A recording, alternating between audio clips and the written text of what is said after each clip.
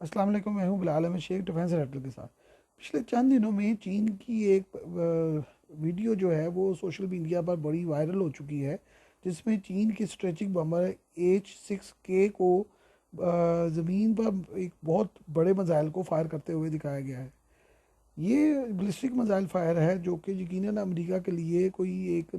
बहुत अच्छी खबर नहीं है। अमेरिकी बैरिया के लिए ये एक बहुत बड़ा खुला चैलेंज है जो कि ये वीडियो सामने आई है। चीन की जो कंट्रोल्ड स्ट्रेटजी के मुताबिक ये अगर वीडियो बाहर आई है तो लाजमी तौर पर चीन की सरकारी जो पसंदीदगी भी इसमें शामिल होगी या इजाज़त भी शामिल होगी, क्योंकि इस तरह वीडियो उनकी जो वीडियो है वो सोशल मीडिया पर वायरल नहीं होती। अब स्ट्रेटजिक तौर पर ये अगर मान लिया जाए कि ये वीडियो ठीक है और ये जो बैलिस्टिक मिसाइल है वो H-6K से फायर किया गया है, तो अमरीकी जो बहुत बड़े बड़े अपने त्यारा बरदार जहाज़ इस इलाके में लेकर आए हुए थे, उनके लिए ये बहुत ही बुरी खबर है, क्योंकि ये बैलिस्टिक मिसाइल अगर उन पर फायर किए जाएं तो त्यारा बरदार जहाज़ को सेकंडों में तबाह किया जा सकता है।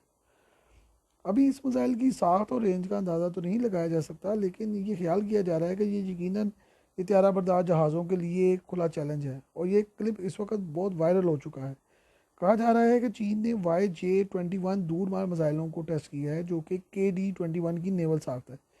ये मुख्तसर सी वीडियो है जो इस वक्त सोशल मीडिया की सबसे हॉट वीडियो मानी जा रही है, और इसमें एक